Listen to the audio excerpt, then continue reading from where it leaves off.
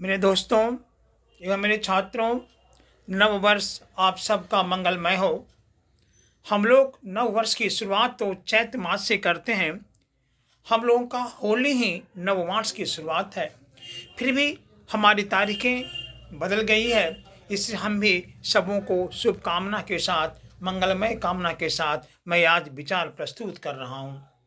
आज का विचार है समाज का वैसा विचार जो हमें अपने जीवन में देखने को मिलता है।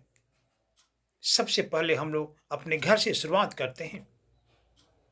एक पिता की स्थिति, एक पिता अपनी प्रयास, अपनी मेहनत, सारा कुछ अपने बच्चों के प्रति लगा देता है।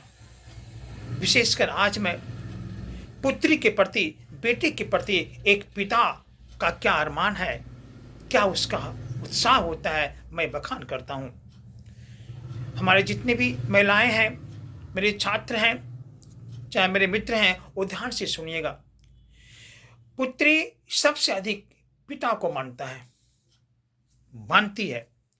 इस बात को आप अक्षर से सही मानिए, क्योंकि पिता के साथ बेटी का लगाव ज्यादा होता है।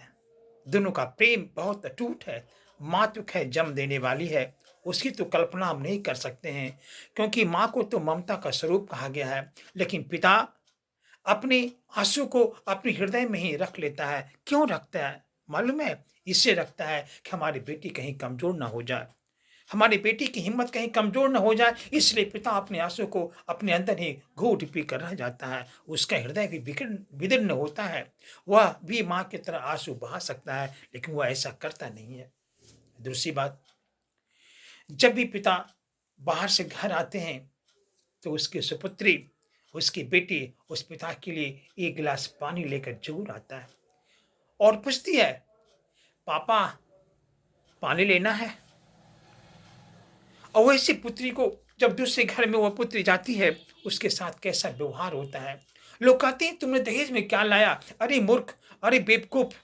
उस पिता से पूछो जिसने 20 साल तक जिसको अपने गोद में अपनी मेहनत के पसीने से सींच कर तैयार किया है, उसे उसने सहर्ष तुम्हें स्वीकार, तुम्हें दान दे दिया, तुम्हें सुपुर्द कर दिया। इससे बड़ा और क्या हो सकता है?